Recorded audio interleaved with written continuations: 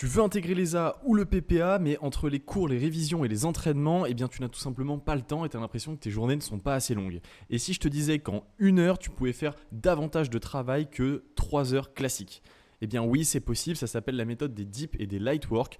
Dans cette vidéo, je vais t'expliquer comment ça fonctionne et comment tu vas pouvoir l'utiliser toi pour réussir ton concours cette année. C'est une méthode de concentration extrême qui va te permettre de travailler vite, efficacement et sans distraction. Et ça, tu vas pouvoir l'utiliser surtout si tu as un emploi du temps qui te paraît chargé, trop chargé. À la fin de cette vidéo, tu vas savoir comment travailler moins mais mieux. Ok, étape numéro 1, c'est la planification. C'est pas concevable que tu arrives à ton bureau pour travailler et que tu saches pas exactement ce que tu dois faire. Alors déjà, je te conseille, moi, le dimanche, de te poser et d'établir un plan global, on va dire, sur toute la semaine, sur tout ce que tu dois faire sur la semaine chaque jour. Ensuite, la veille de chaque journée, tu te poses le soir, tu prends 10 à 15 minutes et tu établis ce que tu dois faire demain. Pour cela, je te conseille d'utiliser l'application de Google, Google Calendar, c'est gratuit et ça te permet vraiment de faire un emploi du temps clean avec des codes couleurs pour que tu saches bien telle activité, par exemple, avec telle couleur, les temps de travail avec telle couleur, les loisirs, les temps avec la famille, etc., avec telle couleur. Et comme ça, tu as un truc qui est visuellement très propre, hyper pro, simple et gratuit à utiliser. Et du coup, tes temps de travail, tes temps de deep work et de light work, tu vas les répartir sur les temps de 1 heure. Donc par exemple, pour un lycéen qui finirait à 17h, il rentre chez lui, il est 17h30, il se prend un petit goûter. Une fois qu'il a fini ses pépitos, il est 18h. Et là, de 18h à 19h, il se cale un deep work. Et de 19h à 20h, il peut s'en caler un deuxième par exemple. Ensuite, il peut aller manger et si après le repas, il a encore un peu d'énergie, il se calera par exemple un créneau de light work. Je vous explique la différence entre un deep et un light work juste après, vous inquiétez pas. Une fois qu'on a planifié, qu'on a un emploi du temps qui est propre et qu'on sait quand est-ce qu'on a nos créneaux de deep work et de light work, on vient tout simplement prioriser les tâches qu'on a à faire. Donc la priorisation, je vous apprends rien, c'est de la plus importante à la moins importante des tâches. Là, dans notre cas, on est face au concours ESA ou au concours EPPA, donc évidemment qu'on va peut-être plus travailler les matières pour le concours ESA comme la SVT, la physique-chimie ou les mathématiques plutôt que l'histoire géo et la philo. En vrai, c'est même pas vrai, il faut bosser la philo, mais on va dire l'histoire géo et l'allemand ou l'espagnol. Et pour le concours EPPA, on va davantage se focus sur le français et sur les maths. Oui, ça va décevoir votre prof d'histoire géo, je sais. C'est pas grave, le but c'est d'avoir le concours. Vous allez donc avoir votre emploi du temps, vous savez quoi faire pour chaque matière et ce qu'il y a de plus important à faire en premier. Donc on avance et là on peut enfin arriver vers son bureau avec un objectif clair et donc le but ça va être de se mettre dans un environnement le plus adapté possible. Absolument travailler dans le calme. Si c'est pas possible, vous pouvez mettre un casque anti-bruit, vous commandez sur Amazon, ça doit valoir 20 balles ou des bouchons d'oreille ou si vous aimez travailler en musique, vous mettez vos AirPods ou votre casque et c'est parti. Je conseille vraiment pas de mettre des musiques avec des paroles, vraiment mettez juste des instrumentales, c'est très bien, les paroles ça distrait le cerveau. Une fois que vous êtes dans un environnement calme, je vous conseille de vous prendre un bon gros verre d'eau que vous mettez sur le côté qui est prêt ou une bouteille d'eau, peu importe. Je vous conseille d'éviter le café, ça vous fait des pics de concentration, mais après le down il est beaucoup plus important que le pic et donc du coup au final on perd en productivité et en efficacité. Je suis pas du tout en train de boire un café, c'est pas ce que vous croyez. Donc, vous avez sur votre bureau juste ce dont vous avez besoin pour travailler. Un bureau vide, c'est le mieux avec juste ce qu'il faut. Donc, un ordinateur ou une tablette, par exemple, ou vos cours sur papier, plus des feuilles blanches. Et ça, on en parlera dans une autre vidéo. Je vous expliquerai la méthode de la feuille blanche pour vraiment apprendre beaucoup plus vite. Bref, par exemple, moi, quand je tourne une vidéo, là, sur mon bureau, j'ai juste mes lumières, mon micro, mon ordinateur avec mes petits points pour le script. Et c'est tout, j'ai rien d'autre. Mon focus, il ne doit pas être dispersé à cause d'autres choses. Par exemple, si vous êtes lycéen et que vous bossez, que vous ne tournez pas de vidéo, eh bien, évitez de mettre des post-it un peu partout collés sur vos murs, d'avoir des fiches de révision qui traînent, d'avoir des livres d'autres matières. Vous bossez les maths ou la physique-chimie, vous avez juste ce qu'il faut pour les maths, juste ce qu'il faut pour la physique-chimie et rien d'autre. Le but, ça va être de chercher un focus total. Donc votre cerveau, il doit vraiment juste faire une seule tâche et ne rien avoir d'autre pour le perturber. Donc on met aucune information. Et en plus d'avoir aucune information qui nous perturbe, évidemment que vous ne devez pas mettre votre téléphone à l'endroit où vous travaillez.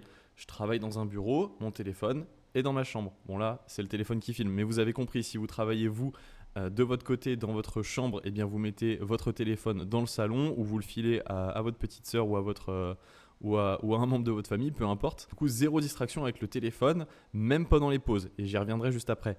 Et zéro distraction humaine. Vous faites le mort, vous dites à les gens de votre entourage, votre famille, vos amis, de pas venir, vous parler, vous n'existez plus, vous vous êtes focus sur ce concours et sur les cours qu'il faut apprendre pour ce concours. Ensuite, une fois qu'on a priorisé, qu'on a planifié, qu'on a un environnement calme, sans distraction, qu'on sait qu'on va être tranquille, on se prépare un timer. Normalement, sur tous les ordinateurs, vous en avez, sinon vous préparez avec votre montre, peu importe, et on va se faire des sessions de 1 heure, comme je vous le disais, qui vont être séparées en un temps de travail d'un côté, qui va être la majeure partie du temps, et un petit temps de pause.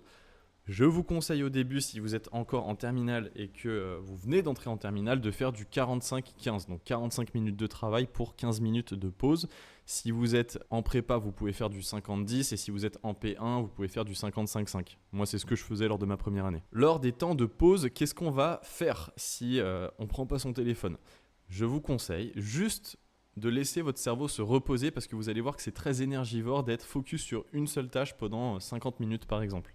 Donc pendant les 10 minutes de pause, les 15 ou les 5 minutes de pause, vous allez juste marcher, sortir dehors, prendre l'air, vous mouiller la tête, vous rafraîchir et le but ça va être de penser à rien. Vous ne pensez plus au cours que vous avez fait, vous le sortez de la tête un maximum et vous vous posez juste en vous concentrant par exemple sur votre respiration ou sur les mouches qui volent dans la pièce. Vraiment, le but, ça va être de ne pas mettre d'informations superflues dans votre cerveau une fois qu'il aura eu ce moment de focus. Comme ça, vous allez bien intégrer ce que vous venez de voir et ça s'imprégnera beaucoup mieux dans votre tête. Ensuite, qu'est-ce qu'on va venir travailler précisément sur ce temps de travail ? Eh bien, une seule chose, un seul objectif. Par exemple, vous faites la physique-chimie et vous avez un travail à faire sur, j'en sais rien moi, les acides-bases, les réactions acides-bases. Eh bien, on fait que des réactions acide-base pendant 50 minutes. On s'est fixé peut-être un objectif de voir telle partie du cours parce qu'on sait que le cours est trop gros pour être vu en 50 minutes. Eh bien, on fait première partie du cours sur le premier deep work, deuxième partie du cours sur le deuxième deep work, et pas plus. Si on finit un petit peu plus tôt la première partie du cours, on peut la relire effectivement pour se faire un petit check-up, et si on l'a fait et qu'on n'a plus rien à faire, on ne fait pas autre chose. C'était les acides bases et on se tient aux acides bases. Rien d'autre. C'est hyper important et si avec les 50 minutes vous n'avez pas le temps de faire la première partie, quand le timer sonne et que les 50 minutes sont terminées, on arrête. On ne continue pas la tâche, on se stoppe peu importe ce qu'on est en train de faire et on reprendra sur le prochain deep work. S'il manquait par exemple 10 minutes, eh bien là vous pourrez finir votre première partie et enchaîner directement sur la deuxième partie. Vous avez compris. Vraiment, il faut faire une seule chose à la fois pour avoir le meilleur focus possible. Je vais faire une petite analogie avec les processeurs d'ordinateur. Vous avez sûrement l'impression que votre ordinateur, lui, il est capable de faire plusieurs choses en même temps quand on lui demande d'ouvrir plusieurs pages, de faire des recherches en même temps que d'ouvrir une image, n'importe quoi. Eh bien non, un processeur d'ordinateur, c'est juste ultra rapide et ça peut alterner les tâches très rapidement, mais des différentes, et elles sont les unes à la suite des autres. Il ne fait pas plusieurs choses en même temps, même votre ordinateur. Alors votre petit cerveau non plus. Je vous déconseille le multitâche, ce n'est pas efficace, vous perdez du focus, vous perdez de l'attention. Le temps que le cerveau se mette à fond sur une tâche, c'est long. Ça ne se fait pas instantanément. Donc une fois qu'il est dessus, s'il doit se reconnecter sur une autre tâche, eh bien vous avez perdu ce temps qu'il a mis pour se focus sur une seule tâche. Donc vraiment, pas de multitâche. C'est une connerie monumentale. Voilà, et maintenant, la différence avec un light work, eh bien, par exemple, un light work, ça peut être quelque chose avec une interaction sociale. Par exemple, quand on travaillait les oraux blancs avec les élèves pendant l'accompagnement au mois de juin, ils avaient des deep work pour bosser la culture militaire, la culture médicale. Pour les light work, c'était plutôt les heures qu'on faisait en groupe à faire des oraux blancs. Donc pour vous par exemple, si vous avez fait de 18 à 20 heures 2 heures de deep work, vous avez mangé, à 21 heures vous vous y remettez, vous voulez faire un light work de 1 heure, et bien par exemple ça peut être juste de faire par exemple un appel avec un ami à vous pour vous interroger sur le cours que vous avez vu tous les deux si vous bossez ensemble. Ça c'est hyper efficace et je reviendrai dessus du coup dans une prochaine vidéo pour apprendre, mais on apprend beaucoup mieux quand on sort l'information de son cerveau plutôt que quand on la rentre dans son cerveau. Bref, ce sera le sujet d'une autre vidéo, vous verrez bien. Du coup, ça nous amène à faire un lien avec le tracking que je vous ai présenté dans une précédente vidéo. Vraiment, vous avez un lien pour le télécharger et vous avez un super outil de travail pour être discipliné. Eh bien, une fois que vous vous êtes mis par exemple dans la planification de deep work tous les soirs de la semaine, eh bien, quand vous avez fini un deep work, vous cochez, vous avez la petite case qui s'affiche en vert et c'est hyper satisfaisant de voir ces deep work s'enchaîner. Et vous allez voir que plus vous allez en faire des deep work, plus vous allez être efficace, plus votre cerveau il va être focus rapidement et plus vous allez vraiment être efficace, être productif durant ces heures de travail spécifiques.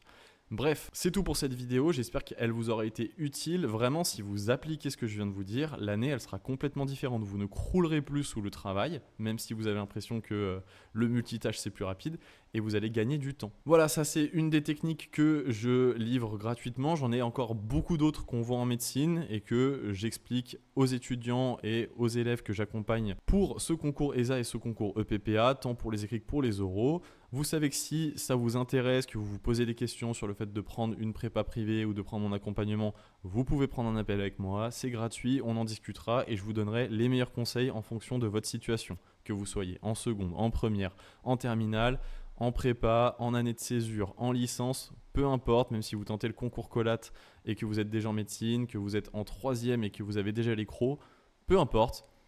Prenez cet appel, on échange par message et moi, comme je l'ai fait avec pour l'instant des dizaines et des dizaines d'élèves, je vous conseille sur quel serait le meilleur chemin pour intégrer l'ESA ou le PPA. Bref, c'était Maxence, je vous dis à demain pour une prochaine vidéo. Ciao, ciao.